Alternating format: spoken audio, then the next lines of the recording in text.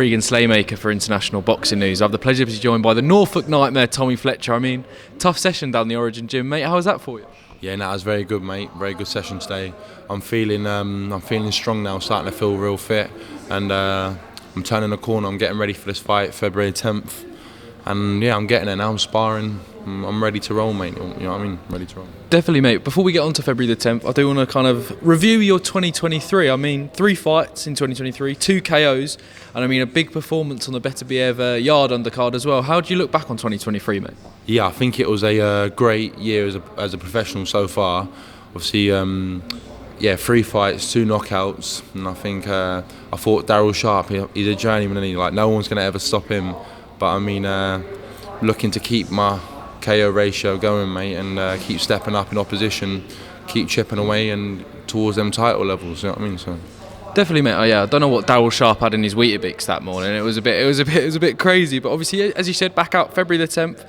I mean, another huge card for yourself. I mean, how does it feel to keep being put on these big shows? It shows that you're impressing along the way as well. Yeah, definitely. I've had a great run, mate. I've done all the big shows, and so far, and keep leveling up, and I'm now fighting at the Copper Box Arena. It's one I haven't done yet, so it's going to be a great experience, I think, and it's keep ticking boxes on the way and keep leveling up, like I said. You know what I mean? Definitely. Can we expect another huge KO from Tommy Fletcher on February the 10th? Yeah, definitely. I'm going to try keep knocking people out, but I mean, doesn't really matter too much as long as I win. That's all that matters, doesn't it? So when you look back on your boxing career, it's just W's that you look on. As long as you win, don't really matter too much if you knock them out or not. But of course, I think everyone knows me as a big puncher and for knocking people out. So that's how I want to keep going, mate. Definitely, that's my selling point. But don't count me out on a points decision. No, definitely. Obviously, like you said, you're getting known for that KO power, and I think especially with the Daryl Sharp fight, as you said at the beginning of the year. Obviously, when the KOs don't come, can be a little bit frustrating. How does kind of Mark and Jimmy kind of relax you in the corner and say, "Don't worry, it will come, or it will come in the next fight"? How do they keep you calm in there? Yeah, he just tells me like, get your jab going, boxing that, like everything that we're working on in the gym, because it's all well and good saying, you want to knock this person, knock that person out, but it doesn't always happen. You can't go looking for it, and you look at these top cruiserweights and that. They're good boxers, man. Forget the knockouts. Like, they're good technicians. So you've got to be able to box in this game, of course. So Jimmy and Mark and that, they just tell me to box under instruction and keep listening, keep learning, and I'll get there for sure. Definitely. After a huge kind of performance, obviously expected on February the 10th from yourself. Obviously, where would you like to be by the end of 2024? Would it be kind of that English title or the Southern Area title by the end of 2024? Is that your aim? Yeah, I think this fight on February 10th will be my last 6th rounder.